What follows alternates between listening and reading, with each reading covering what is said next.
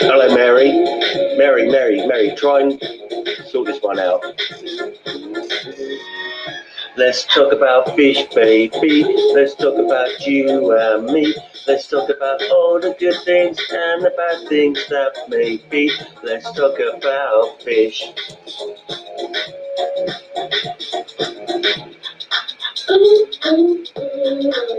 Let's talk about fish, baby. Let's talk about you and me. Let's talk about all the good things and the bad things that can be. Let's talk about fish. Fish.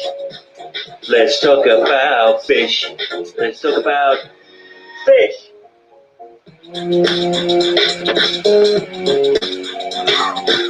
Instrumental break.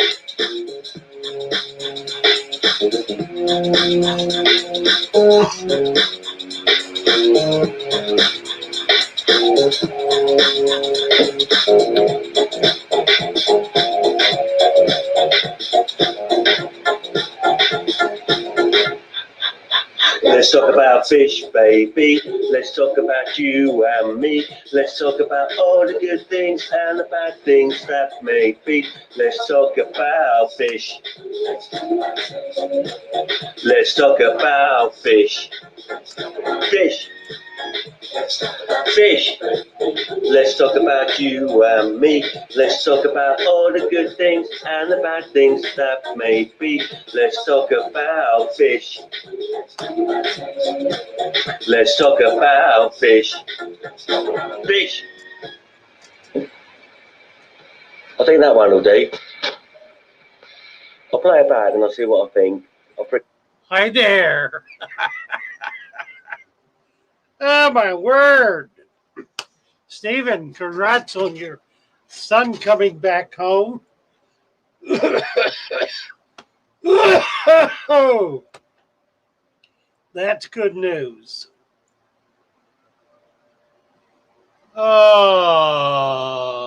And you looks like you're working on your website. That'll be great fun. We're all excited about that for you. Cynthia, good morning, Cynthia. Psychedelic, hello.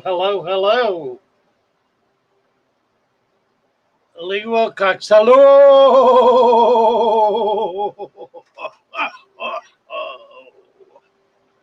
T-Bone, hi there. Britannia, good morning. Tisha, my cat, and I are watching the stream together. Was chilling on the couch with her on my chest and belly. My cat does that when I come home in the evening. I get in my lounge chair, I lean back, and here comes the cat. And Tom just lies there with me for 30 or 40 seconds, and then he's gone. Oh, let's see. Against the Flow, good morning. Who else is here? T-Bone, Stephen, Aquatic Conquest, Rohan. Good morning, Rohan. Lee Wilcox. Catfish Terry. Hi, Catfish.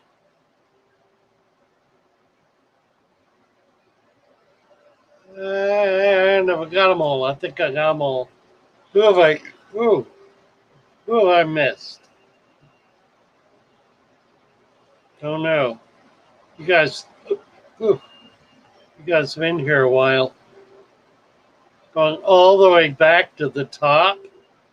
Catfish Terry has been here all morning. As is Lee Million and Sons. That's an interesting comment. Million and Sons said, anyone else see the picture of Father Fish doing yoga in his store? I forgot that was up there. Also, I think he could do a stream every so often about philosophy and or religion. He went to school for both. You know, you pointed that out. and it is really the source of this position I have taken on discussing excuse me, discussing politics and religion on the channel. I've thought about just that, trying to do maybe a religion stream. I don't know. I am what I am, as Popeye said, and I do what I do, and it's actually, I guess, working out okay. Um, it's possible I could get a lot more traffic if I did like a philosophy or even a political stream. But I'm happy doing a fish stream. It just kind of fits. I don't get the kind of aggravation that I know I would get if I did a political, or for that matter, a religious stream. So I'm happy where I am, I guess, with the numbers I got, and mostly with the friends I have. I mean, how else could I duplicate the kind of warmth and affection and joy that we experience here? What could I do that could possibly improve on that? And we're certainly open to new people coming in and joining us. We're very open to that, and that happens. Doesn't happen in vast numbers. If it did, things would be very different than they are. It's really the fact that we remain manageable that really makes it work. So somehow I think we are where we need to be and doing what we need to be doing. Somehow.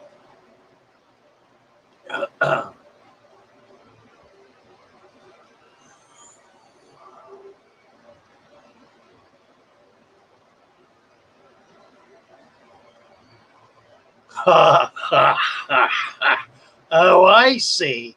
Now I got you. Oh. So he says, well, I'd like to hear your thoughts on the Frankfurt School critical theory and the inevitable arrival of postmodern. My God, I can't talk. Postmodernism and critical race theory. Ha ha.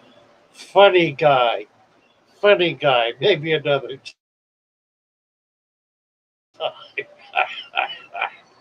I see. There was a little hidden agenda in there. I see. Um, yeah, I could get into it, but what's the point? It ain't got nothing to do with fish.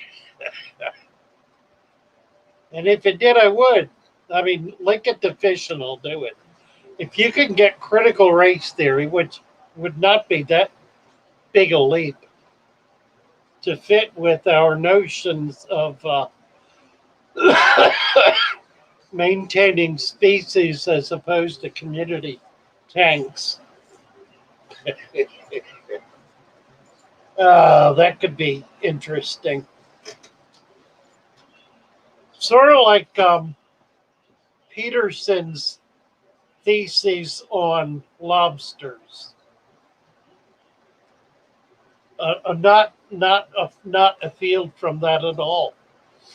Now, his position is that the lineage of evolution and if you will, evolutionary sociology goes back to the beginning of life, in which all forms of life associate in ways that are not dissimilar from each other.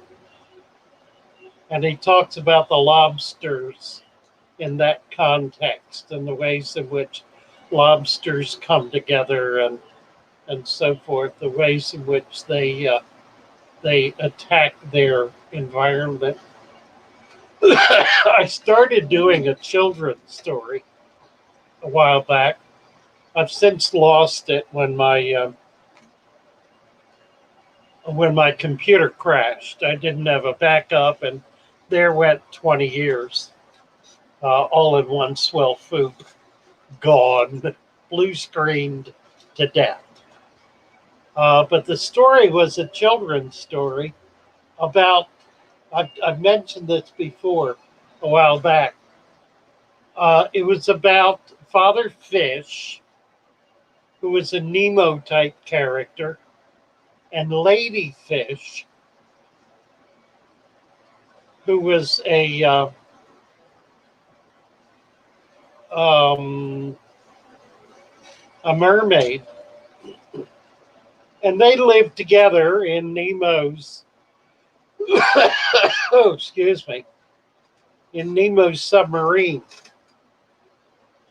and made friends with all the locals. They were on a reef, so they had lots of little friends. One morning, as they were sipping their seagrass tea, Ned, the Nemo uh, that came running in, swimming and racing and hopping in, saying, Father Fish, lady fish, it's terrible, it's horrible. Oh, what will I do? What will I do? Calm down there. Calm down. What's the problem? Tell us what's going on. Well. The lobsters, they ripped up my home, and they're ripping up everybody's home. And just then, in comes the little blue tang. Bluey, the blue tang, comes in and say, oh, no. Oh, what shall I do? What shall I do? What shall I do? Now, says Nemo, calm down. Father Fish has your back here. What's the problem? Oh, it's the lobsters. They're tearing up our homes. They're ripping up everything. And can't find my baby, and I don't know what to do. Calm down now. We're going to deal with this. And that went on all morning. One after another little fish came in, horrified, terrified, just beside themselves with fear and dread that the lobsters were marauding and destroying their homes and their community. Well, about this time, Father Fish and Lady Fish decide to take a hand in these matters. And so they begin to put together a reef force. They began to put together all of the little guys, all of the little people who lived on the reef. The octopus and the pterodactyl, they were not a pterodactyl. Seemed like a pterodactyl. All the little guys. Put them all together in a in an army that was to go out and attack, find these lobsters and attack them.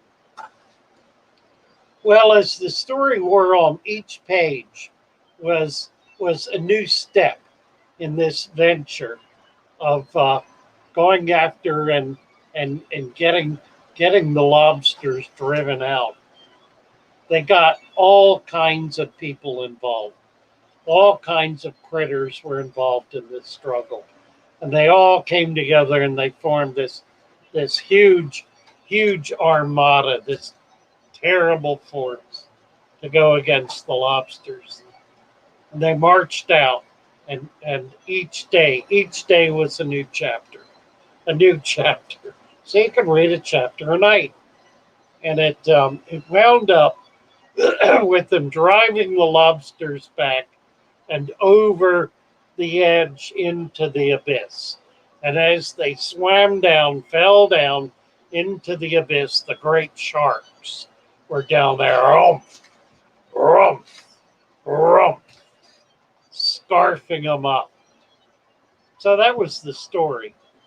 never really got off the ground. I needed an illustrator. Didn't have an illustrator, so it kind of sat there until I finally lost it. And now I've lost it anyway because I've lost a lot of the sense of what it was really all about. Um, but it's easy to take those kinds of stories and interpret them in a very modern uh, political and sociological um, um, application, and understand them in a way that helps us better understand ourselves. And so that's kind of the gist of where I see million and suns coming from with this question. And it's valid.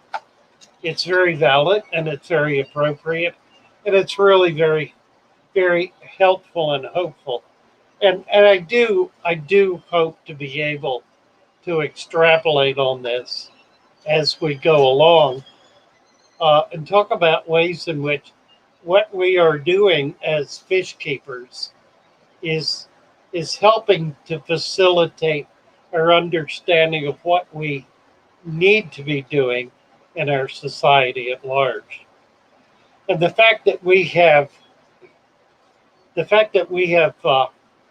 fish keepers in our group from all over the literally from all over the world, I think is a vital part of that conversation, because we can have that conversation with with a variety of, of cultural expression that we're experiencing right here. What's interesting to me is actually how little of those differences occurs here, and how much we experience commonality, how common our experience really is, even though we're from literally all over the world. So Milligan raises fascinating questions that are well worth our consideration. Of commonality, how common our experience.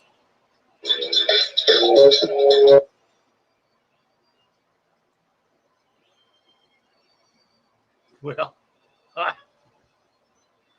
I had.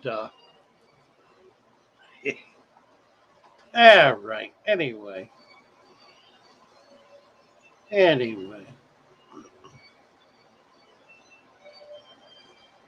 better to look for common ground than the differences. Amen. Amen. It's the common ground that that binds us together, that allows us to be family, that builds friendship. It is what we share together. We can celebrate our differences, but unless we share our common experience, we have very little interest in sharing those differences. The differences only have meaning to us in light of our common experience.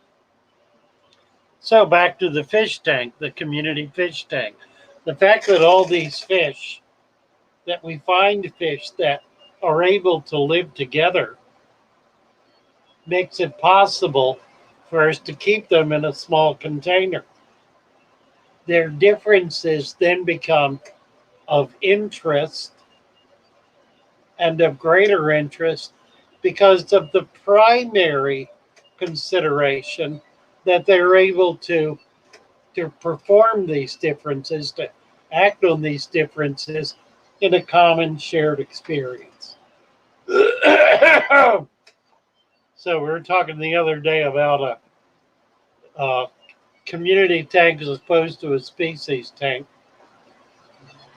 Clearly, in a species tank, we can do a better job of raising fry and learning the details of that individual species behavior and so forth. In a community tank, we don't see so much of that. It becomes a bit more hidden and can become somewhat problematic. I mean, when a pair of fish decide they're going to spawn, they don't want anybody else around, and that can create a problem in a community tank where everybody gets driven over to one side of the tank. Now, that's not the case with like live bears, for example, that don't require uh, space and time, but it's kind of anywhere, anytime for them. So that doesn't matter so much. So again, that's the ways in which some species are able to adapt to a community environment better than others. J Dog has been rebuilding his computers and has not been on. Oh wait, let's see. 10 Commandments is universal, just said in a different way. Pretty basically the case. Aquatic conquest. Pretty basically the case. And I think we could take the 10 Commandments and apply it to our fish keeping, both in terms of how we are doing fish and how the fish are relating to each other. Sharpies, we may have different religious and political beliefs, but we all love our fishes. It is what pulls us together, isn't it, Sharpies? Amen. Amen.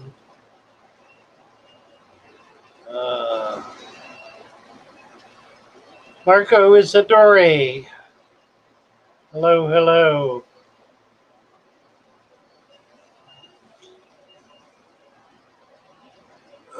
Marco. I thought Marco was blue. Let me get over. Lee wants to turn Marco blue. Let's see. John Larson. John Larson is now blue.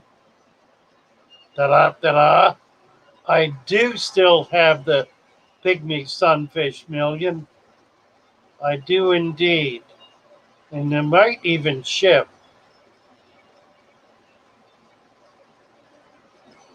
Aquatic says, Father Fish, I experienced just what you said.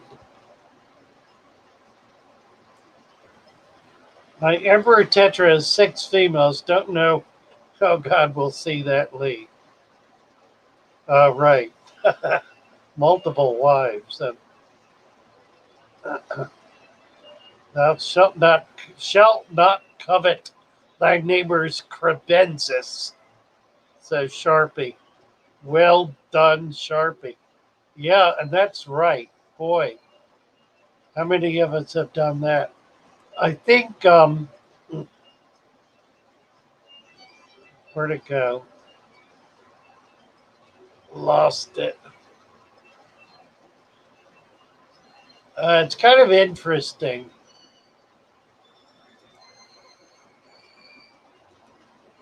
While I have had people come in here and steal fish, it's an uncommon experience. It's more often the case that they come in here to buy a fish because they see something they like and are willing to exchange something they have for it.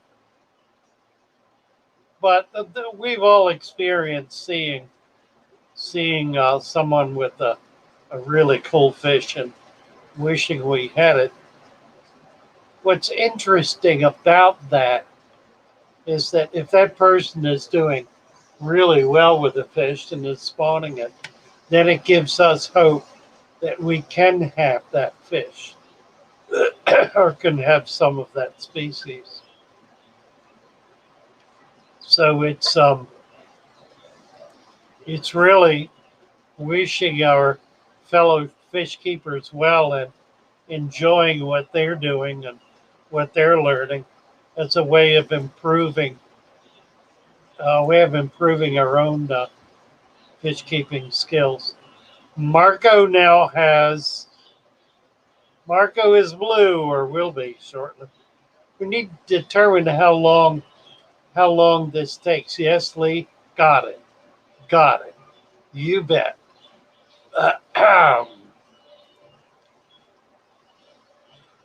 Sharpies hasn't read today since showed up yet. Oh my word.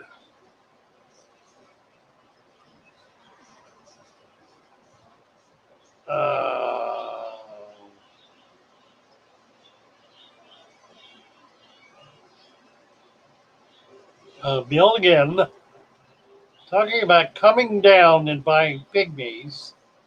I do have them available, and I'd love to have you come down and spend some of that cash because I am in desperate need of cash.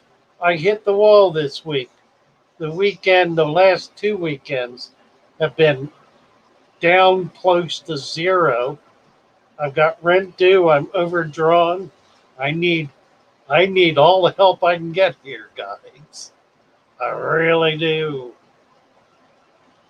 New catches doing. Haven't looked this morning. We've got a few things we caught yesterday. Really wasn't much. It was kind of rough. The tide was in. Um, we were not in the best location.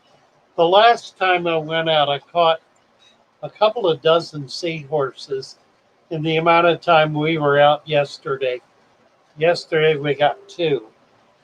So we'll take a look a little later, see how they're doing.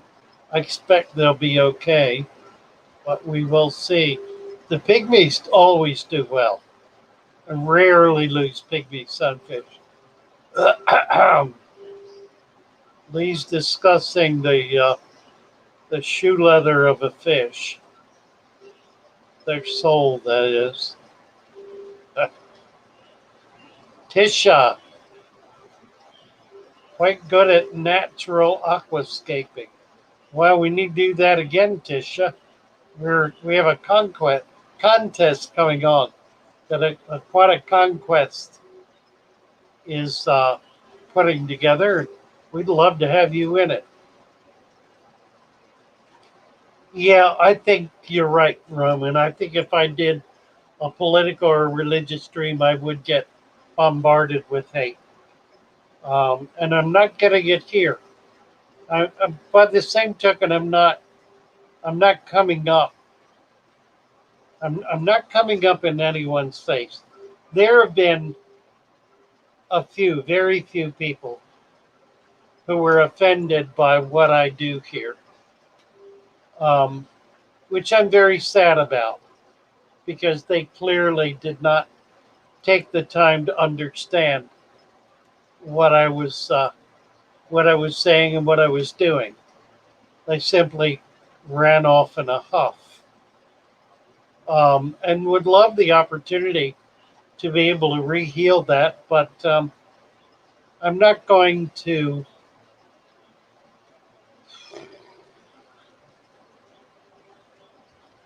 I don't mind humbling myself. I will not humiliate myself in the process of trying to get back in their good graces. I did nothing to hurt them or offend them, yet they were offended. So that's their offense that they have to deal with. And if they want to discuss what I said, I'm delighted to discuss that or any other issue. So that happened months and months ago. And I think it's the first time I've mentioned it with any detail, at least. Hi, Betsy. Good morning. How are you?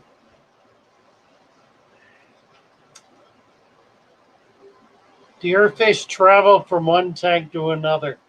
You bet they do. And sometimes I wonder how they do it. I've got them on different levels, and the levels are not linked. At least they're not linked through the pipes. They're linked through the drain system, but the drains are all above the water level. Now I can see how a fish can jump from a top tank to a lower tank. That makes sense to me, but I find fish going from a lower tank to an upper tank, and I frankly have no idea in this world how they do that. Yes, they do travel tank to tank. Abolished Farms interested in the seahorses. They don't require a lot of research. They're really pretty easy to keep, and the pygmies will do well in a well-established tank that has a lot of copepods or other little fairy shrimp or whatever scuds in it. They'll do very well in that. I've found that I can keep pygmy seahorses in an old established tank indefinitely without feeding them. Yet they're very easy to feed. They'll eat freshly hatched brine shrimp. So you can hatch brine shrimp. In fact, you can put brine shrimp eggs, the decapsulated ones, in their tank, and as they hatch, they'll get eaten. So they're really very, very easy to keep. Sharpie saying I've upset plenty of people before I started fish videos. T-Bone, have you heard of Ambula, Agrophila, Bacopa plants? If so, are they hardy? Yeah, they are. In fact, they're so hardy that uh, Hygrophila, for example, is banned in Florida.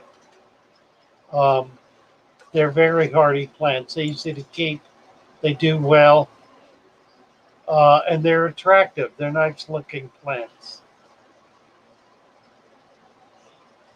Live, love, teach, Marco says, is his mantra. Mantra. Mantra. Sue said, put them in a bucket. I agree. I agree. Well, there it is, AC. Constructive conversations don't happen unless both parties are willing, which often is the case and which one is not. Yeah, I did not watch the debate last night. It would have been interesting to evaluate it in this context.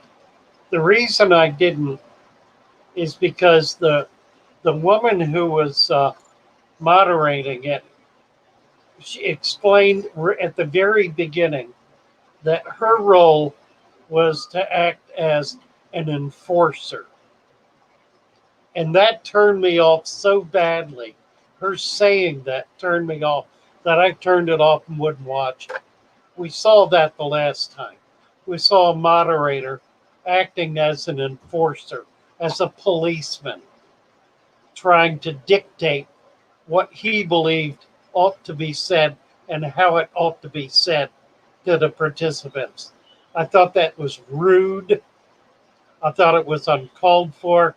I thought it was demeaning. Um, I just, I, and to hear the very next moderator take the position that her job is to make these participants obey the rules. Well, that's a thing one might say to children. One hardly says it to world leaders. So, with that obscenity, it's staring me in the face. I turned it off and I wouldn't watch it. And I've not read anything about it this morning. I thought I'd catch the commentary from people who I appreciate, whose commentary I appreciate. But yeah, that it goes to this very issue you're raising, AC. In order for meaningful conversation to take place between two parties, they have to agree to have meaningful conversation and not to simply be angry with each other and throwing stones at each other and trying to beat each other up and trying to force someone into one position or another. That's not dialogue. That's kind of the opposite of dialogue. And it's certainly not what we do here. We strive here for open dialogue. And when someone says something that is disagreeable, depending on its level, we may put them in timeout.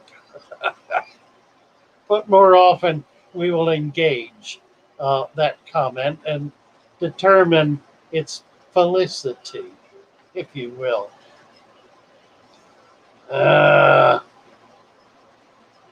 Tom, you mad knower. Tampa Tom is here. Hello, Tampa Tom. Nice to see you. 48, hi, 48. Well, I lost him that quick. This does jump down, doesn't it? Atkins Nature Aquariums is now blue. Just finished my shift watching Grandma. Off to bed. Good night, Atkins. Or good morning. Whatever. Oh, glory. Here we go. Sharpie's prayer to Tom. May your blades remain sharp and your lines straight. I remember I used to cut my grandmother's lawn, and I would cut it in patterns, and then at the end kind of go over it and clean it up. She tolerated that. I don't think she liked it all that much, but she thought it was cute because I was 9, I guess.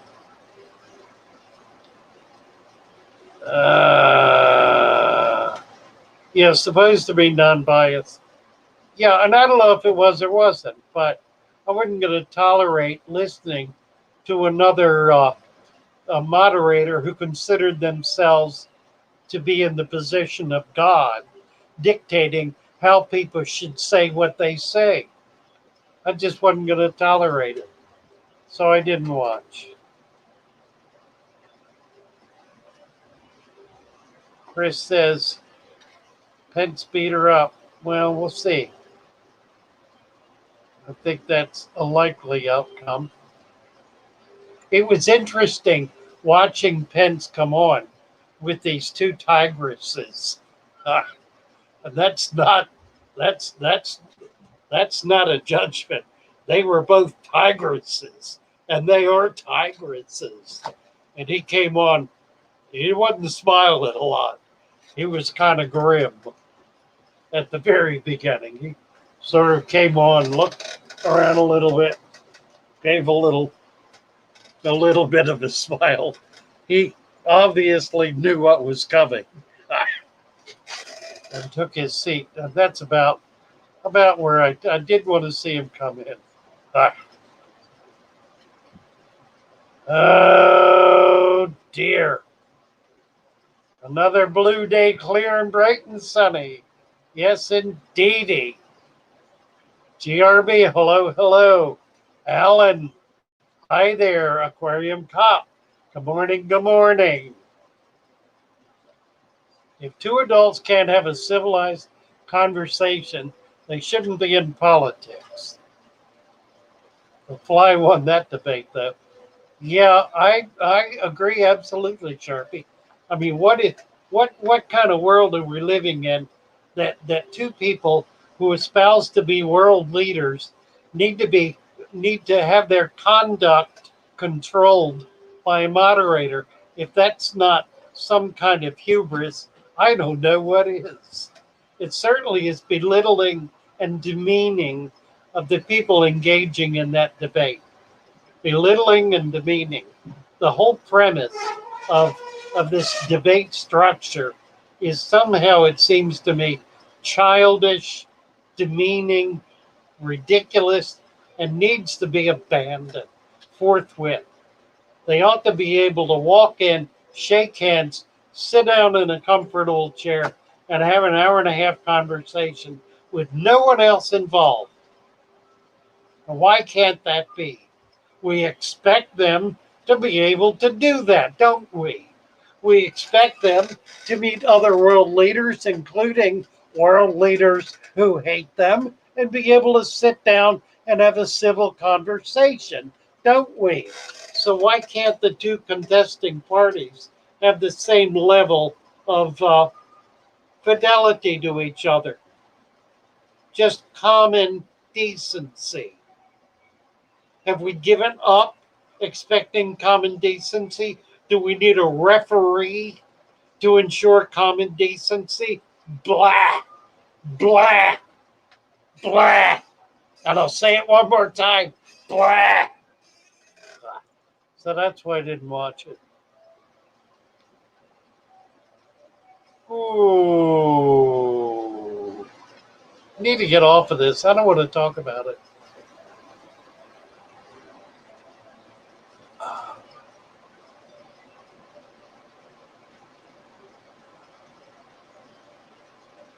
Yeah.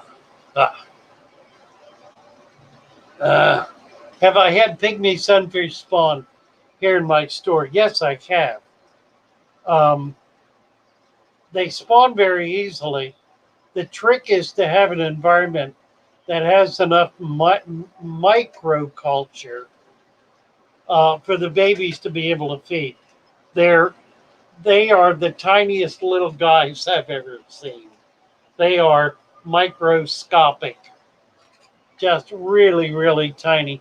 And there are never a lot of them. They lay an egg and then another egg and then another egg. So these babies are popping up one at a time. Um, I don't know enough about the breeding to know if they lay more than one or two eggs a day. I would kind of doubt it. They do spawn in essentially a relatively open area. They spawn in Malm in water that deep, an inch deep, where there are plants coming in and growing right up and out of the water. Um, they're in that level of water, and they're spawning in that level of water. So there's not much that comes up into that really shallow water to act as a predator on the babies. Although gambusi do it, I'm sure, and there are other fish that do it. But by and large, when I'm in a spot where I can catch Everglade, and I go specifically after them, that is to say, I put my net down 12 inches out from the dry bank in the water, and I splash the water, and they dart into it. That's all I get. I get uh, Everglade. Well, I get the pygmy sunfish, whatever the species is. I don't get other fish. Occasionally, I will get some Formosa. The Formosa seem to also want to hang in that real shallow water. I think because they're tiny, more for protection than predation. But I don't know that for sure.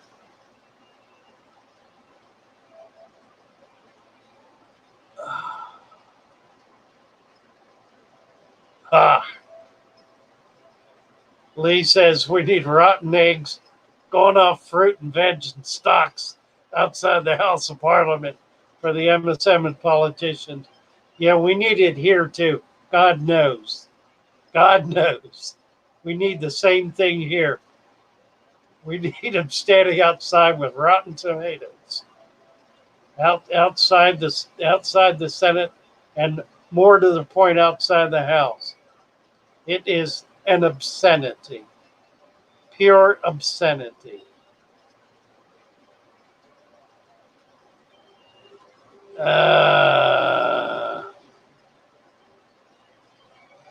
Yeah, Greg says that banks don't serve any purpose other than ratings. We already know.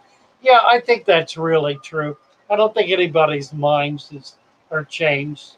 And it's partly because We get to see these guys 100 times a week if we're looking to do so.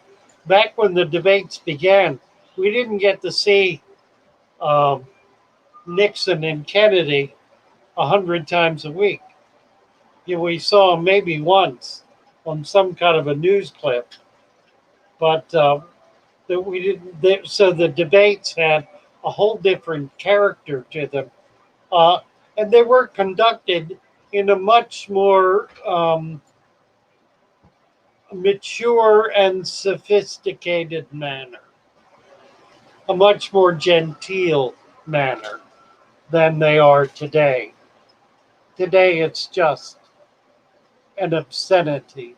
Blah, blah.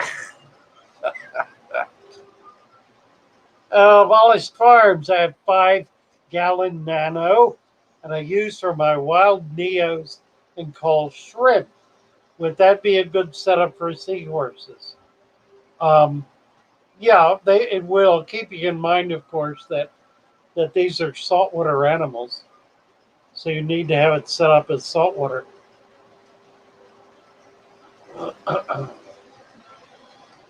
Which means you need to set it up ahead of time and be able to get some nanoculture going.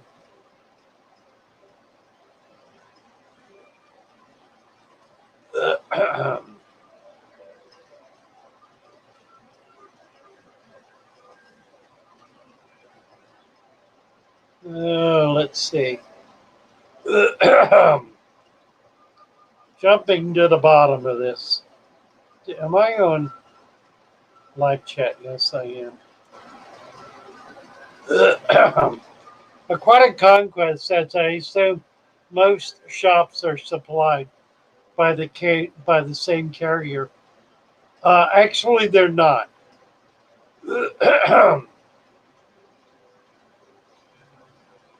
There are 1, 2, 3.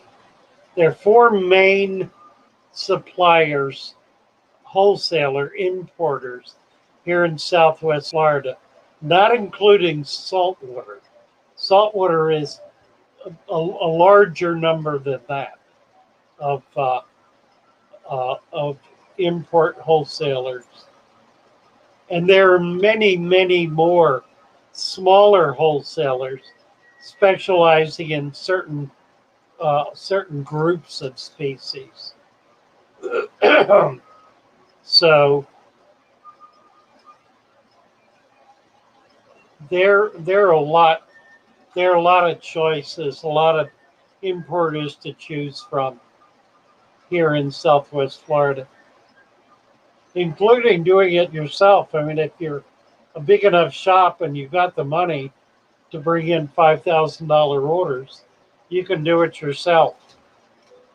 And bring in orders from the same place that the wholesalers are bringing in bringing in their fish. In fact, the importers who bring fish in, like for example, dolphin in California and LA, is one of the major importers in the country, and there are a number of others, but that's one that a lot of wholesalers buy from. You can buy from them direct. They have a retail. I as a shop can buy from them direct. They have a wholesale list as opposed to a jobber list. So I can buy from them. I'm not going to get a better deal because I still have to pay shipping. So if I'm buying from a local importer or a local wholesaler, I'm buying fish that are already shipped in, that are relatively well acclimated, that the original losses have been taken by somebody else. So I'm going to get better quality fish than I would otherwise. And I'll tell you something, with the way shipping is going and the terrible problems we're having with shipping, It's going to mean there will be more wholesalers opening up in local big cities, like there used to be in Chicago and New York. We're going to see it. We're going to see it in more in other big cities as well. Like Baltimore, Philadelphia, and points west. So that's happening. That's coming, and it'll happen. It'll happen because shipping to the retailer is becoming somewhat problematic. The transshippers, the carriers are not doing well. They're doing very poorly. The quality of their work has dropped considerably. I to the point where I will not ship fish, even across the state. I mean, when it takes 3 and 4 days to ship a fish through the postal service, and it's going less than 100 miles, that to me is is time to quit doing it. They're not caring about the perishable item that they're shipping. So I'm not going to care about using them as a shipper. The problem is there are no options. The same is true with all the big carriers. The only ones I've found that work are the small carriers, which are local but are expanding. And I can still get with one of the some of the small carriers. There's one here locally. What's it called? Urban Courier, I think, that guarantees overnight, and they do a really good job. I can ship from here to Miami and get it there overnight, and they're cheap. They're like 15, $20. So for shipping in state where I can, I will do that. And beyond that, I may not. I can ship plants. They'll survive 5 days in a box, but fish won't. AC, I'm wondering if it was to take up trying to breed a particular fish, if I were to take up, that I can get offspring from different parentage. Well, you got to work a little harder to do that, and you're going to have to do it yourself.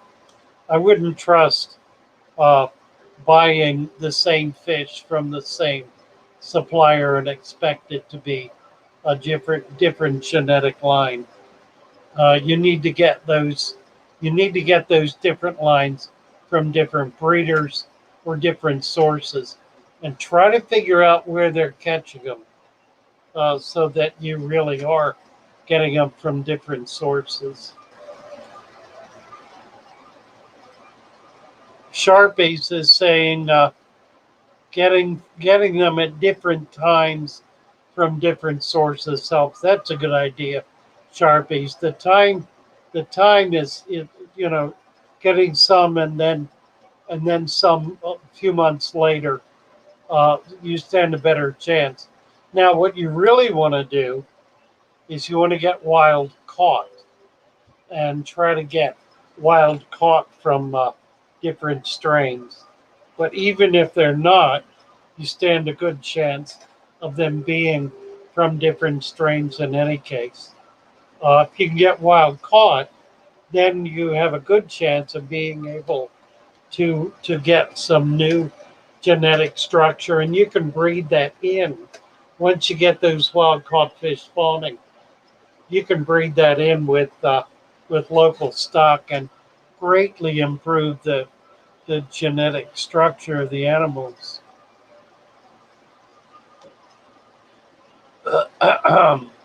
AC recently found a nice store warehouse set up with marines and tropicals. Pretty good. Nice. Yeah, that's kind of what I've got here. It's sort of a little discovered place that people are finding. It's not exactly on a side street, but it's on a kind of um, uh, an, an auxiliary street, if you will, that comes off a main drag. Um, and a lot of people just don't stop in; they're driving by. I don't get any walk-in traffic where I am, and I'm not in a mall where people are otherwise pulling in anyway. I'm in a standalone building. Abolished Farms had to pay $60 for two pea puffers. Yeah, I know. Overnight, that I won't do it. I just won't do it. It's abusive. Millions has pea puffers with Corys and gudgeons.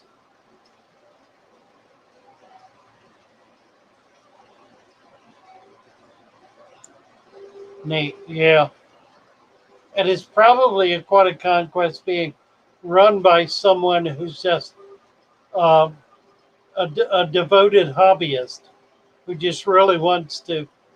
It's sort of like the next step up from Lucas, or the next step out, maybe. I mean, Lucas is a fish hoarder, but he's also a fish breeder. Um, I'm not a fish breeder. I'm a fish hoarder, but I don't hoard. I just like getting them in and getting them out.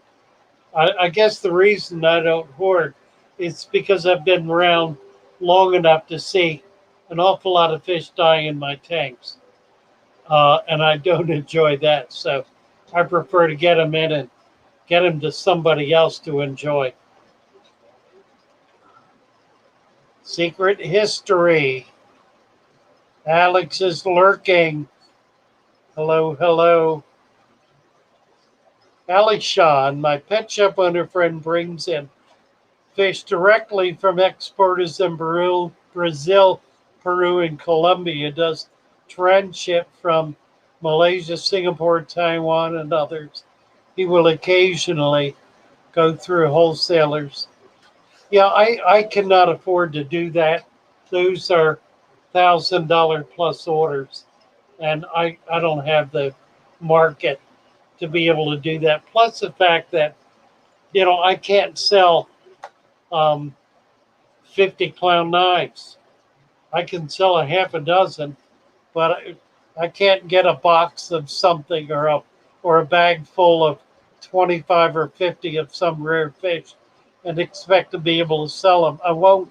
I don't have the traffic to sell them.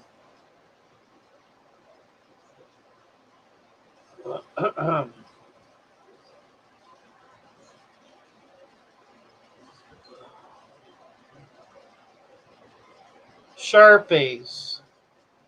See if I can figure out what he's talking about. The thing I don't get is that I get more per fish or shrimp from the wholesaler than from the stores he sells them to. He does not sell them to the stores at below the price he pays you for them. You raise an interesting problem, Sharpies. And it's a little known device of many, many local pet shops who will pay for better quality fish coming from local hobbyists less than they would otherwise expect to pay for the same fish from a wholesaler. And they do it because they can. Because the hobbyist doesn't have any other choices. Obviously, as a hobbyist, I did it both ways. And I would always sell to the wholesaler because number one, they would take everything I had. And number two, they would give me cash. I'd get a better deal. From the local pet shop, they'd either want to do trade, which I was not always interested in, or they would lowball me on price. Um, and that's just kind of the way it is. The reality, the reality is that state law here in Florida, for example, prohibits me from buying product from someone who does not have a wholesale license. So state law requires me to buy exclusively from uh, a seller who has a permit from the state to sell to retailers.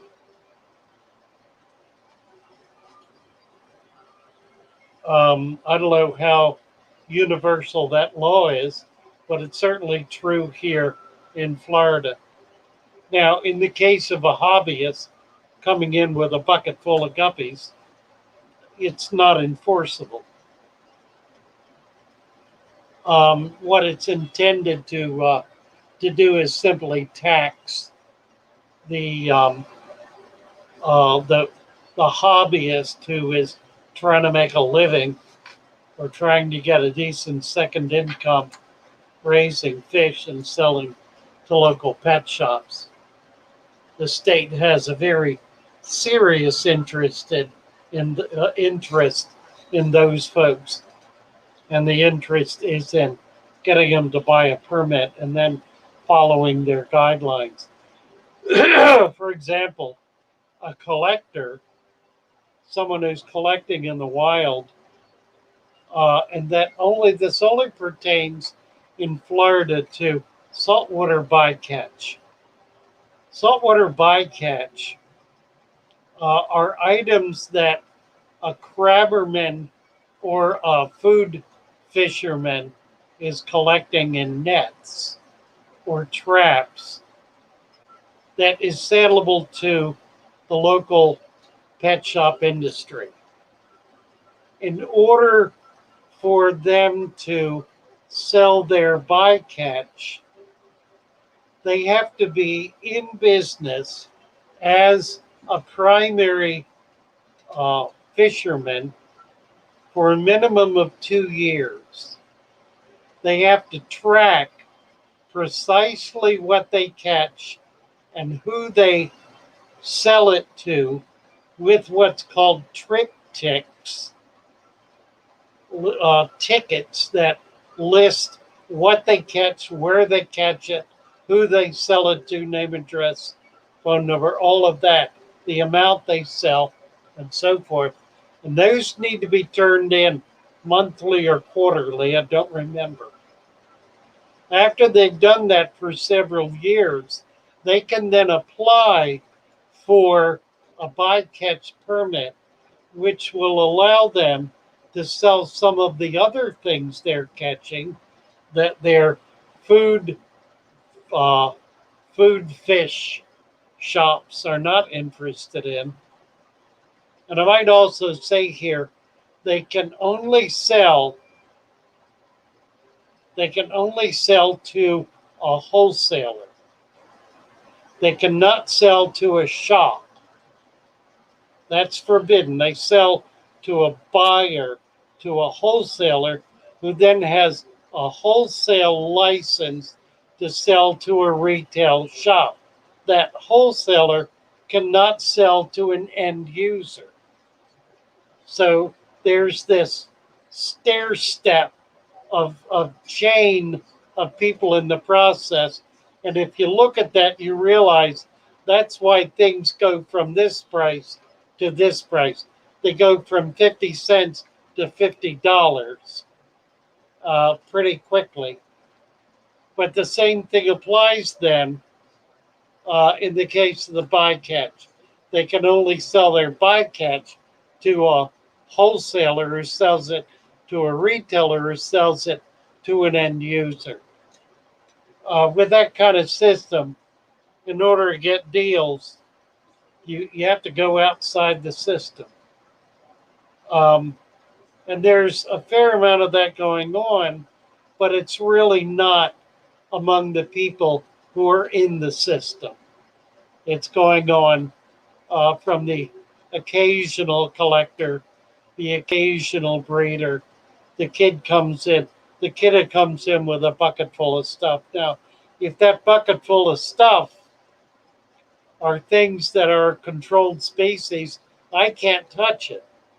I run the risk of losing my license and big fines and maybe even imprisonment if I buy that bucket of whatever it is, if it's something that's a controlled species. So it's somewhat problematic, and the state has a major hand in how all that stuff works out. So Sharpie, that's what.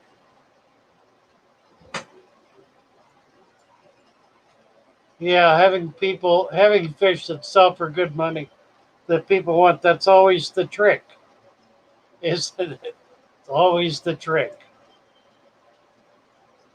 Let me see if I can jump down here a bit. Hat trick, good morning.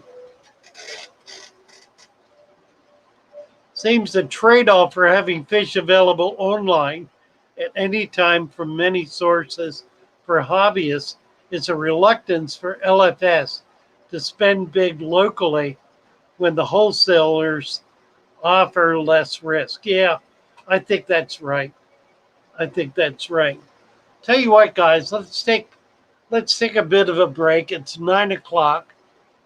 Let me see if I can get a tune up here. Um, let's let's do the girls. I love to do the girls. See if I can get it to come up. The music of Father Fish.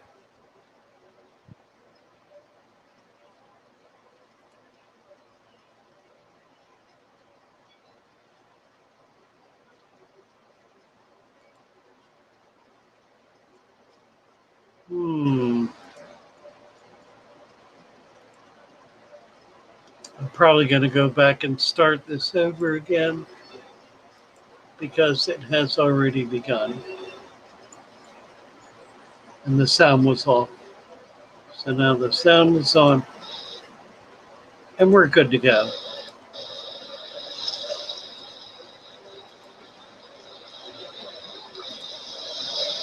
In the town of boats lived a man of the sea, and he told us of his life in the land by Chesapeake. So we searched up on YouTube till we found his tank so clean, and we smiled, we found our way on Father Fish's fun life stream. We all love Father Fish's great life stream. He keeps his tank so clean, the plants they are so green. We all love his fluffy beard, it is so white. His eyes they are so bright, he always keeps it tight. And our friends are all aboard, many more of them, they still snore. But they'll watch him on replay. Do do do do do do do do do do do do do do do do. We all love Father Fish's great live stream. His tanks they are so clean, the plants they are so green. We all love his fluffy beard, it is so white. He always keeps it tight. His eyes are so bright. As we live the life fishy. Everyone!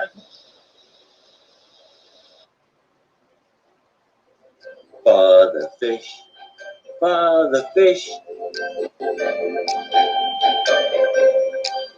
The one place to go to if you have Vic, your fish may itch or even flash. So Father Fish is your one-stop capital with an inch of sand. Capital with an inch of sand. Raise the temperature with a helping hand. And add some garlic on top of that sand. The heat will go, your plants will grow, and all of your fish will have a happy home. Father Fish, so Father Fish, your one-stop wonder if you keep fish. Starring Sir Father Fish and all his followers on the Father Fish channel. Over to you, Sir Father Fish.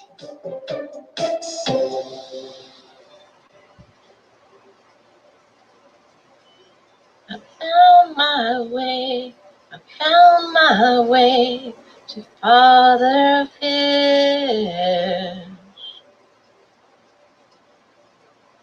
He comes on in the morning every day.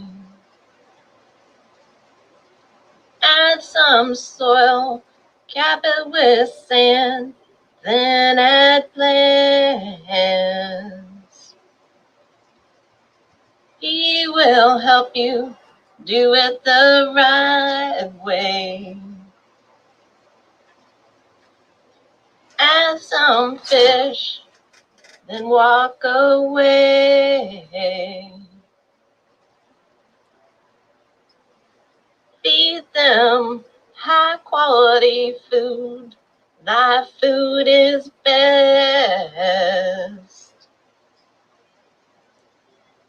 Keep it dirted, keep it all natural.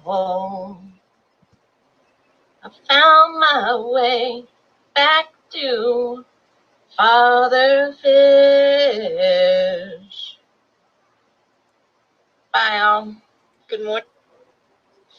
When I find myself in times of take trouble, Father Fish, he comforts me. Speaking words of wisdom, let it be. And in my time of darkness, he is streaming right in front of me. Speaking words of wisdom, let it be. Let it be, let it be. At times sand and let it be. Father's words of wisdom, let it be. When all the broken-hearted fishes living in the tank agree, there is an answer, let it be. For though it may be cloudy, there is still a chance that they can see. There is an answer, let it be. Let it be, let it be. Add some sand and let it be. There is an answer, let it be. Let it be, let it be. Add some sand and let it be. Father's words of wisdom, let it be.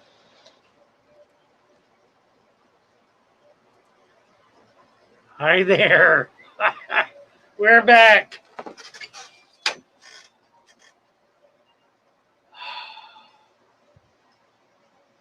Oh, this is interesting. Alex is talking about running your fish tank with your nose, I think. He's saying, I got into which each smell is caused by. For instance, cadaverine is named after dying bodies. We can smell it in 1 part per billion. Yeah, absolutely. I can walk down a row of tanks and in full stride stop at a tank and find a dead fish. It's that strong, and I've attuned myself to being aware of that particular odor. I do that with a lot of things. I use my nose probably as much as I do my ears. Can't say my eyes, but certainly as much as I do my ears uh, to maintain my fish. I'm always aware of what the water smells like. If there's an odd odor of some sort, I can smell bugs. If I'm infested with bugs, that's a distinct odor. If plants are rotting, that's distinct from the cadaverine that Alex is talking about. There are many, many different odors. I've had deaf people become successful aquarists and really enjoy it. I've never known a blind person um, who has been successful, who has really enjoyed keeping fish. I think that would be really interesting if a blind person were to find a way to really enjoy fish. You would not be able to see the behavior, would be a major drawback. And maybe there really isn't. That the sight is probably a more dominant aspect of keeping fish than any of the other senses provides. So probably it would not work. Although I do have some people who are going blind who have been fish keepers all their lives, and they struggle to still be able to see fish and still be able to keep them and do well, or still able to do well because their other senses have heightened and they are more keenly aware of things like sound and smell, touch and taste. Alex saying why we evolved to smell cadaverine or putrescine, which is plants. It's linked to heart disease. We can spell it on dying humans as well. Isn't that interesting? Huh. I know what that is. Wow. I know what that is. That also explains perhaps how animals are sensitive to dying people.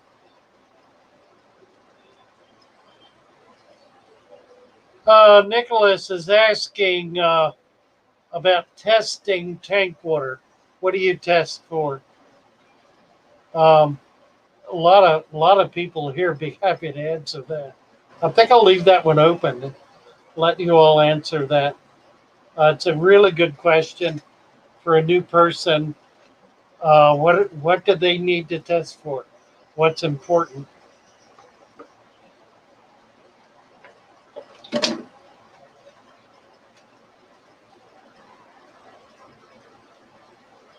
Tisha, my tanks always smell like a kind of forest. Can't really describe it, but quite a nice. Yeah, earthy. Smells earthy. The smell of healthy plant life, healthy soil.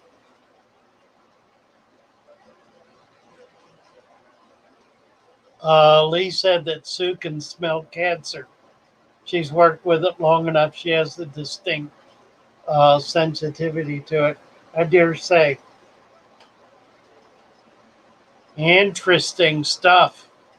Nicholas tests for nitrate and ammonia mainly. Sometimes nitrite, rather. I'm sorry, for nitrites and ammonia. Sometimes nitrates, and they test every few days. Early on, you need to do that. And those are the two right things to test for to make sure that your nitrification process is working for you. So ammonia is the key. Ammonia is the real killer, but nitrates are as well. So you need both bacterias in order to get it over to the nitrate scale.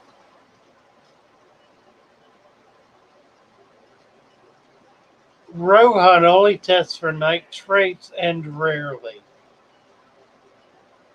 Since I know the nitrates level is doing regular water changes, or if a fish dies.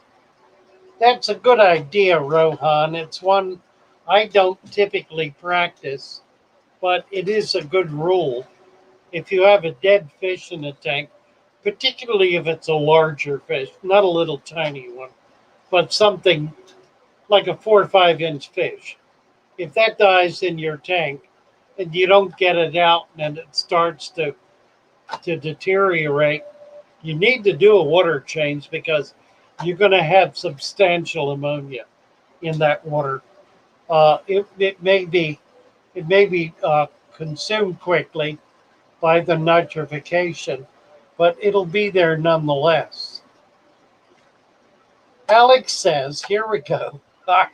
Petrichor is the smell of fresh rain and ozone.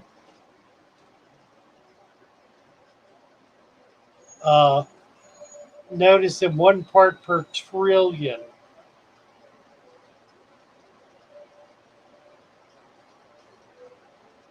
For seeking water.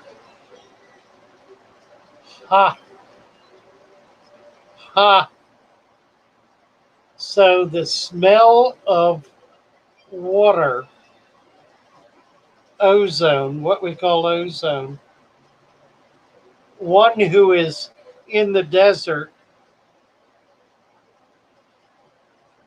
can pick up 1 per trillion, 1 part per trillion in the air in their search for water. Well, now that would take, all of these things take a certain amount of training. It's not that we have to train ourselves to smell them. We already smell them. We simply don't distinguish that smell from other smells. We don't say, what's that? And that's the key. You've got to be able to go, what's that? And then follow it and find it to determine what that is.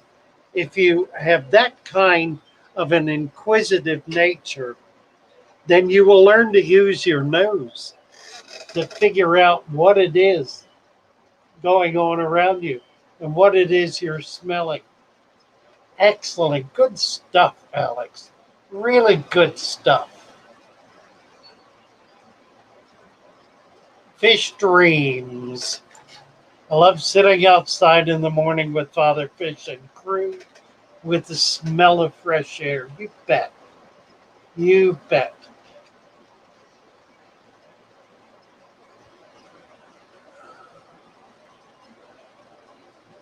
John Larson does 50% water changes in all of his tanks. Well, that's a major undertaking, depending on how many tanks.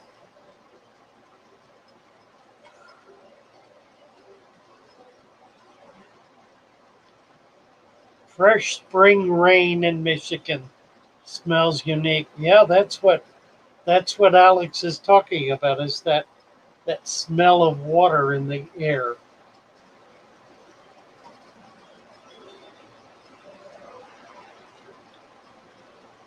Misfit, hello, hello. Doing water changes.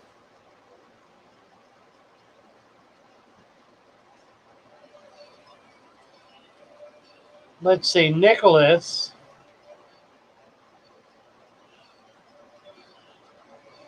Talking about studying that process.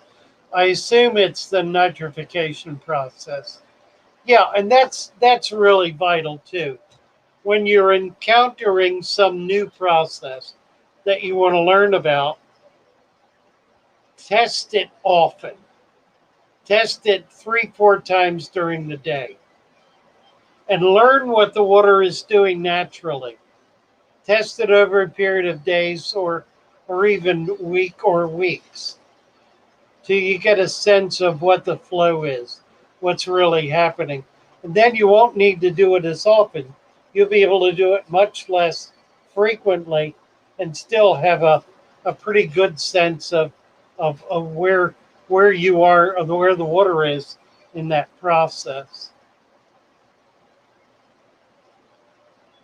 So getting that kit and using it a lot at the beginning is important to learning what's going on with your water in the long term. You'll find you need to use it less and less because you understand more and more about what's going on. But it's the testing that gives you that knowledge.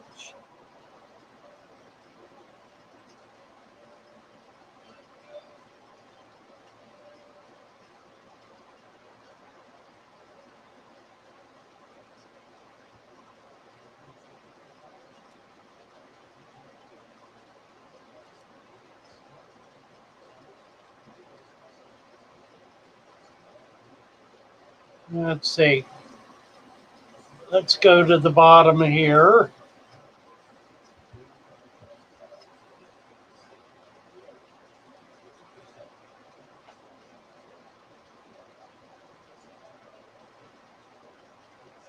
Uh, Very cool. I like it, Alex. That's great. That's great. Talking about doing a video about what the smells of your fish tank are, what each smell means. Very cool.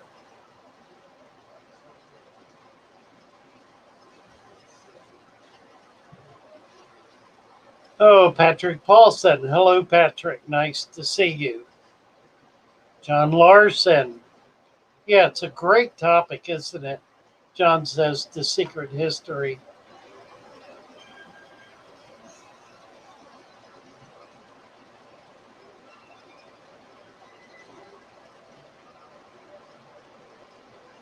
Nicholas Grohl, after 4 weeks, I'm seeing no nitrites, no ammonia for 2 weeks now. Deep substrate, lots of plants. Father Fish's way is the best. It does work. It really does work.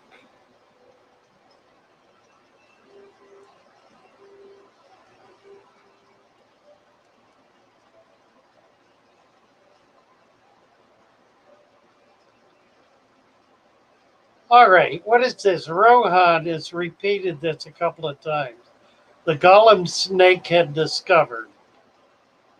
What's that referring to?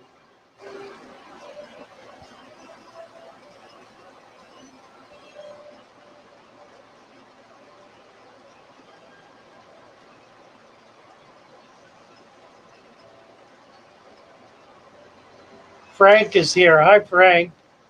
Pallas and Fluvius. It says our brains are shrinking because we no longer use our survival skills.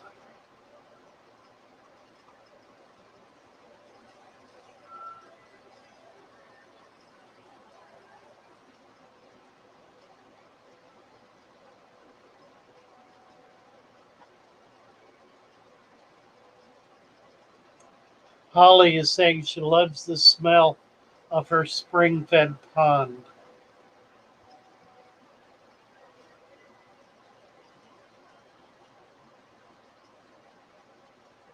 Hmm, I don't know, Alex.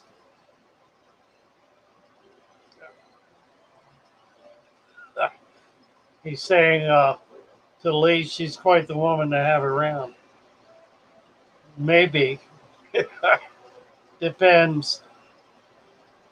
Edmund Dantes. Hello, Edmund. Let's give Edmund a wrench here. Edmund is now blue.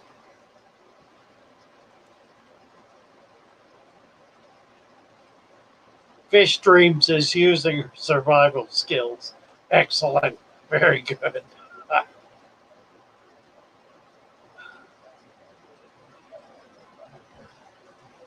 Oh, Holly, I put a few cichlids in with Hannibal, and he's all of a sudden social now, out and about, even comes to the edge of the tank to my finger. Isn't that interesting?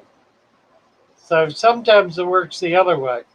You add some fish and the coward becomes more cowardly. Rohan, a snakehead discovered living in underwater aquifers in 2018 floods in India. Just the head? Just the head? Gollum snakehead. Sounds weird to me, a living fossil. Rohan calls it. Weird. We need a picture.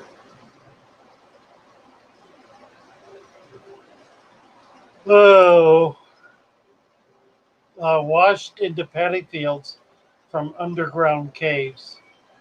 Huh.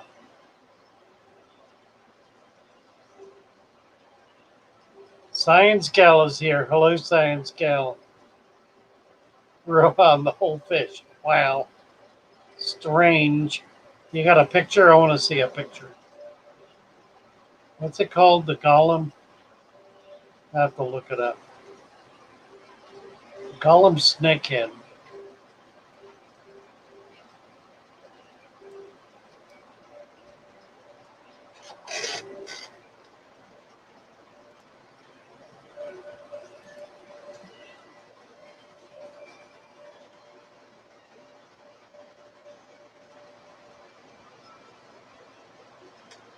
Well, it looks like a snakehead to me.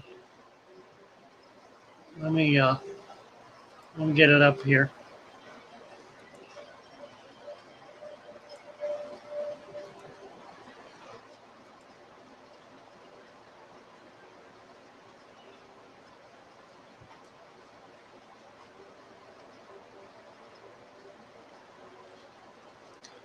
Hi, Holly.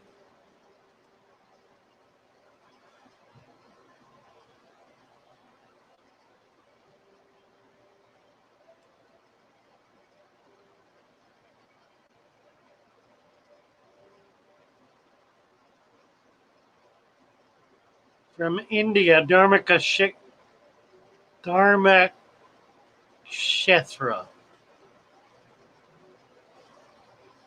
a new species of subterranean fish.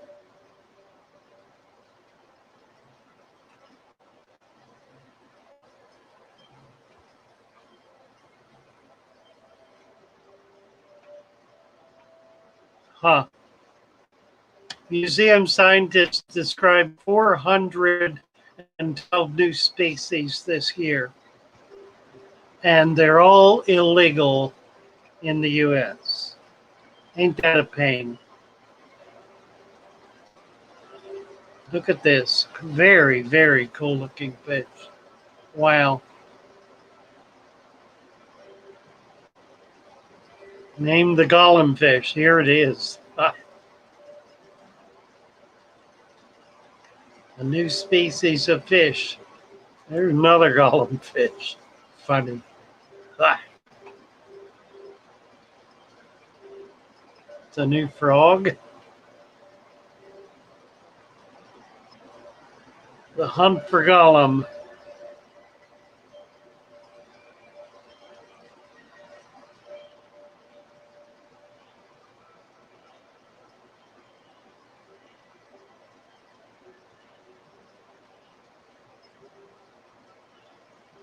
Let's go back up to the fish. Pretty cool. Pretty cool. I want to get me one. I don't even know how to go about getting something like that. That's obviously banned. It's a snakehead. So as a snakehead, it's not going to be permitted.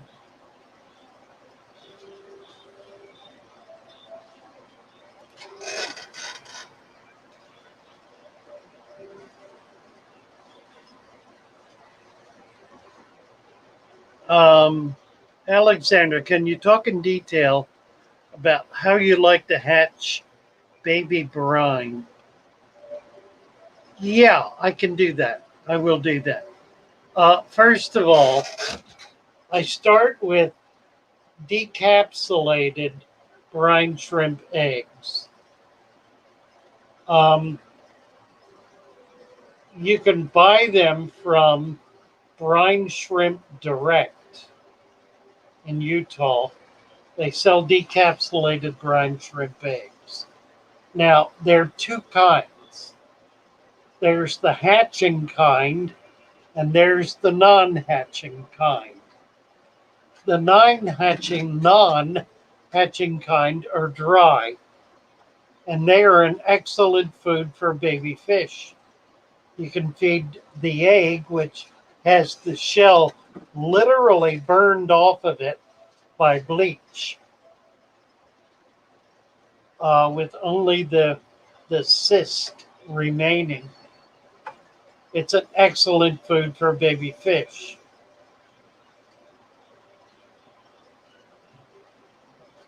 The other eggs are wet.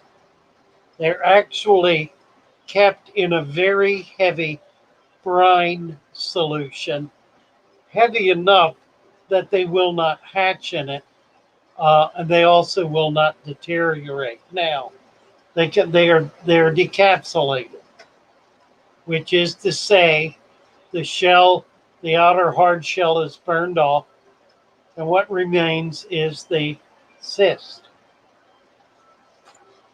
When the brine shrimp in midsummer is spawning, it only produces cysts. It doesn't produce that thick, hard shell.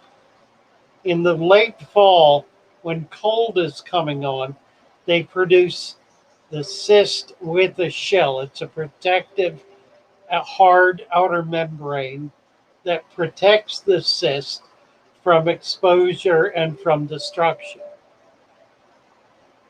Uh, those eggs float to the surface and they're blown to the shoreline like foam. And they land on the shore, which is where they are harvested by the billions each fall, dried out in great huge piles, and packaged to sell. Now, at that point, you can burn off the shell and save that cyst. You can either then dry the cyst and sell it as a dry, decapsulated brine shrimp egg, or put the cyst in a very heavy brine solution, like upwards around 50 parts per million. And it'll keep in there for about 6 months. After that, it deteriorates to the point where you won't get much of a hatch anymore. But if you buy that, put that in water that is about 25 parts per million salt. And the best way to do that is just to measure it. I mean, you can learn what size scoop goes in what volume of water to be able to duplicate that. And you can use rock salt. I really like to use evaporated sea salt. Evaporated sea salt is the salt that is used for water softeners. And it's perfect. It's perfect for hatching out brine shrimp. And if you want to set up a little experimental tank, it's perfect for that.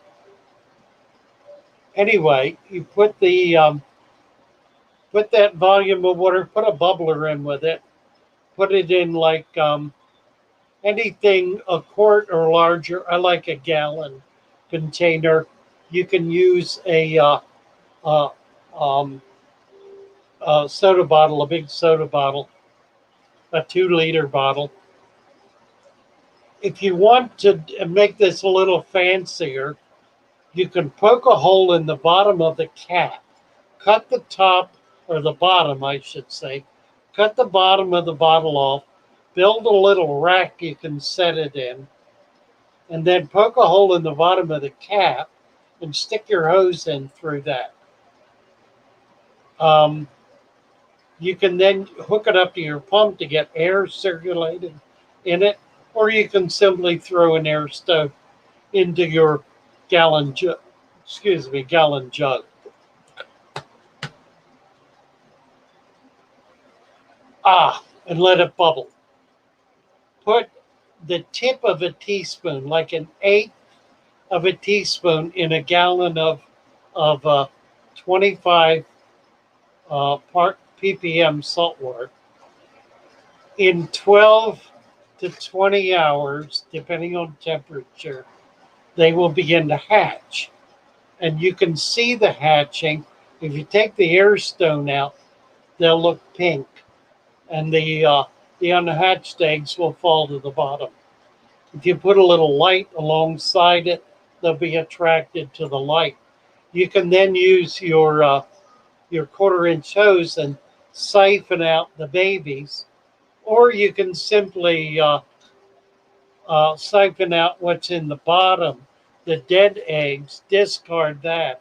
A better idea is to put uh, that waste in a container outside, a smallish container like a shoebox. Put it outside with a little bit of salt water in it, and in a week you'll have half-grown brine shrimp.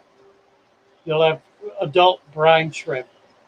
But going back to the bottle, take out the dead eggs or siphon out the babies through a very fine mesh.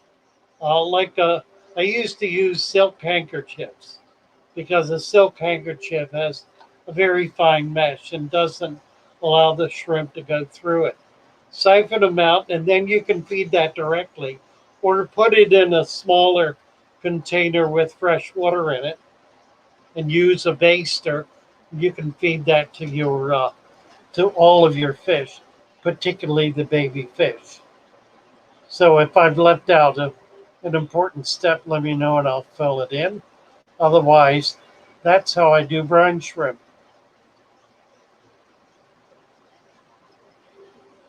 Tampa Tom is mowing in the neighborhood.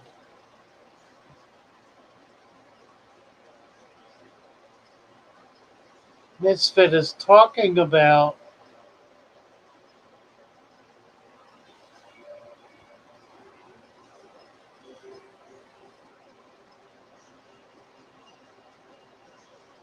the snakeheads. Yeah, I know. There are snakeheads that will get 6 inches long. I mean, there's no reason on this earth to ban them from the hobby.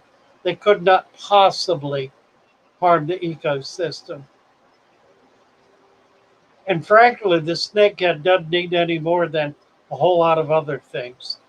So I don't get what the big deal is anyway. It just panic. People panic. Bureaucrats panic. And bureaucrats panic worse. This raises, here we go, philosophy. Here's the application of a philosophical premise to the aquarium hobby. It has to do with the nature of sin. Is that Heidegger, Nietzsche, one of the modern philosophers, Bonhoeffer. Bonhoeffer said that sin increases as power accrues in a system. So you've got a system, a political system, if you will, or a cultural system, with all the individual people out here, and they have representatives, and they have people over them, and so forth. You have a pyramid structure. He says the higher you go up into that system, the greater the sin is, the greater the error is, the greater the failure is, the greater the problems are. So you get right to the tippy top, and you have an accumulation of failure, of sin, of chaos, of error. It speaks to the vital importance of maintaining a system in which power only goes so high. That's the way our Constitution was established, so that the states, the individual states, would have primary authority. It's been in the 19th and 20th centuries that the federal government has accrued unto itself more of these state powers, and they did it with the 17th Amendment, in which they made the election of senators um, possible. Prior to that, the states appointed their own senators. So the state was in control. Each of the states were in control of the Senate. Now, the Senate is in control of the Senate, and the states have no control over it. So we've lost that balance that existed. And as a result, what we can see is the accrual of failure, the accrual of power, and along with it goes the accrual of sin, of corruption, of evil, of malice, of all of the nasty things that people get into.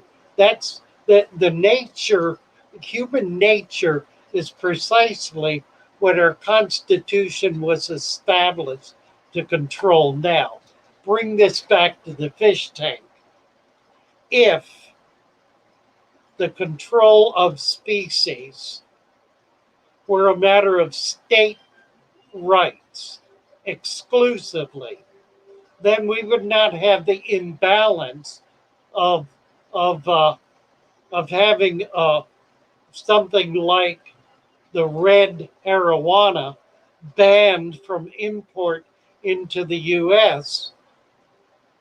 by federal government, which on the face of it makes no sense because there's no reason for it to be a banned species. It does not exist in the wild.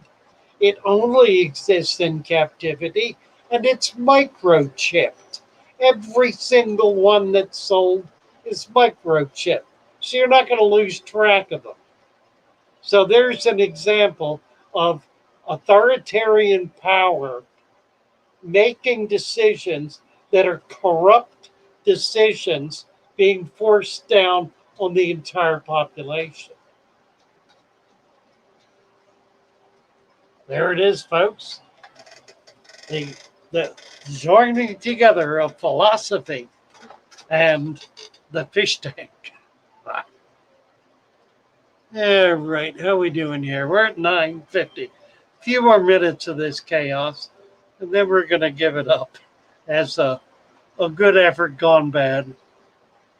Misfit. They are amazing creatures. I love snakeheads. Kept them all my life. They're insane. Yeah, Brine Shrimp Direct is a really excellent resource for a lot of really good products. Another one is Golden Pearls. Golden Pearls, it's a food available from Brine Shrimp Direct that is used by farmers to feed very, very difficult to feed baby fish species, and to do them well. There are very few fish they cannot raise on the tiniest of all of the golden pearls. They come in different grades. Okie dokie.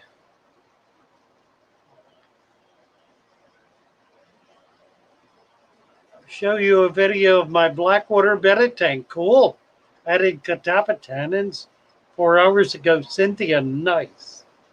Very nice. T-Bone, number of the beast, right.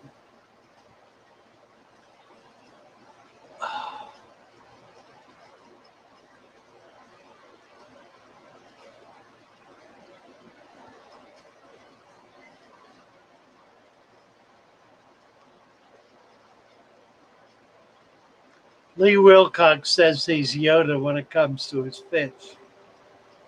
His local fish store is ruled by Darth Vader. I see. Yoda is it? All right. Ah.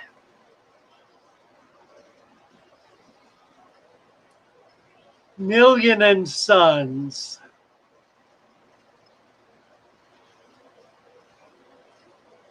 Ah, Alex has gotten the discount from Brine Shrimp Direct. Yeah, that's nice. It's a great place to shop, people. If you've got more than one tank, you need to become familiar with Brine Shrimp Direct and all of their wonderful products.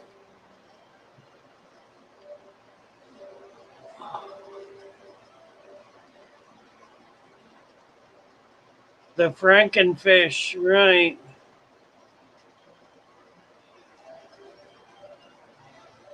Hi, Thomas. Thomas just walked in.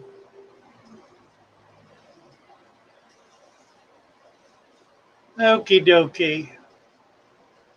We're down to it here. Oh, heavens. Recommendations are a pH TDS meter. Yeah, just check Amazon, Lord. There's so many different ones.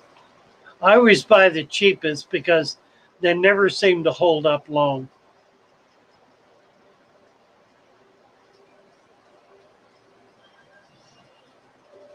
Craig Broderick. Hello, Craig.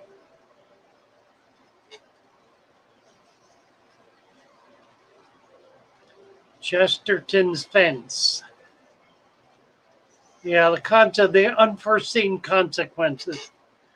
And that's interesting because what we're seeing is that the unforeseen consequences simply create more opportunities for more laws until you wind up with such a convolution of laws that you really can't move without violating some law or other. A barcode is represented by two lines at the beginning, two in the middle, and two at the end. Those two lines make up a number. Anyone want to guess the number, AC says?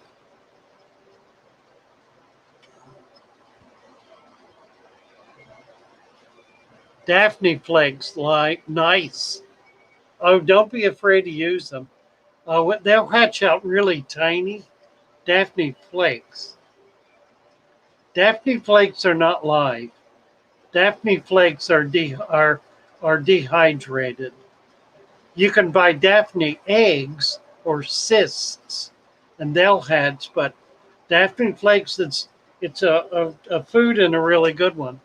Don't be afraid to use that.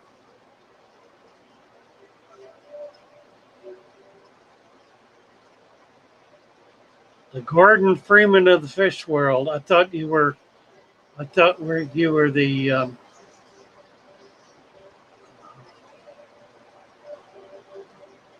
Oh well, I've lost it. The Yoda of the fish world. Now we're Gordon Freeman. You just like the sunglasses. That's all. Yeah, $20. Cheap TDS digital pen. Okie dokie. All right, we're gonna play a tune here, and we're gonna say Alleluia to the crowd, and have a great day. We didn't talk about that trip much yesterday, did we? Where I fell in the water and drowned. I went totally underwater, head underwater.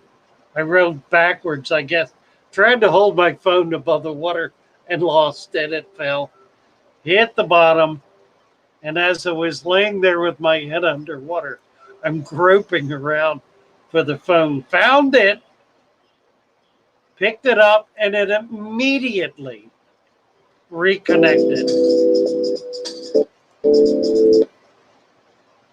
Let's see what I want to do here. I think what we'll do Just do the gallery. Let's do the song and then do the gallery. Like so. Hello, Mary. Mary, try and sort this one out. Let's talk about fish, baby. Let's talk about you and me. Let's talk about all the good things and the bad things that may be. Let's talk about fish.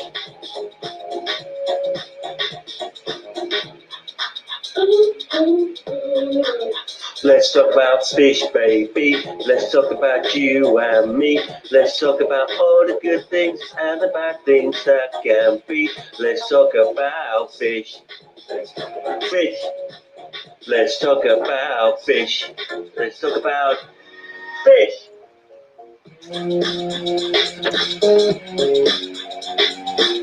Instrumental break.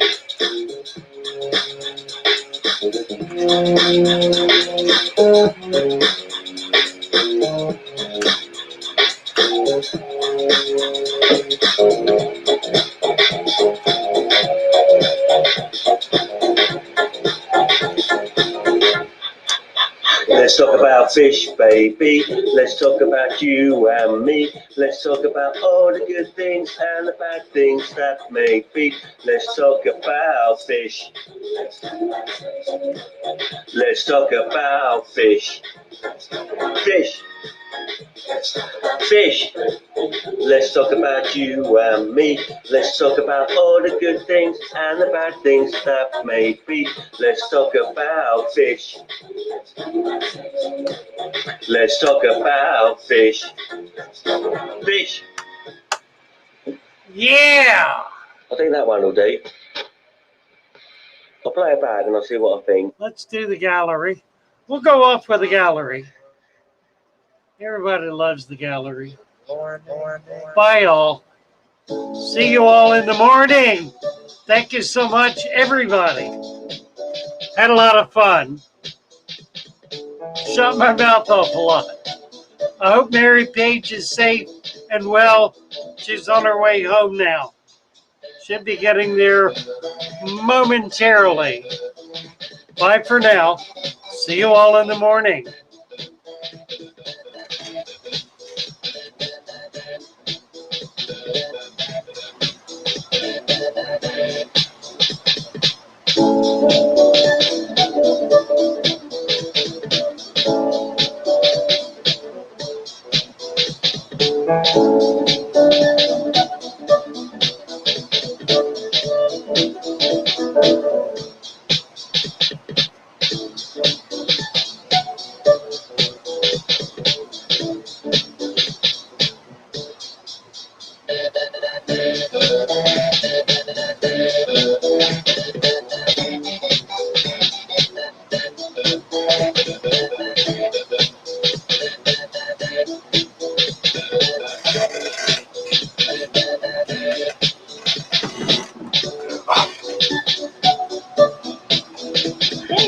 Brine here. I hope you all are doing well.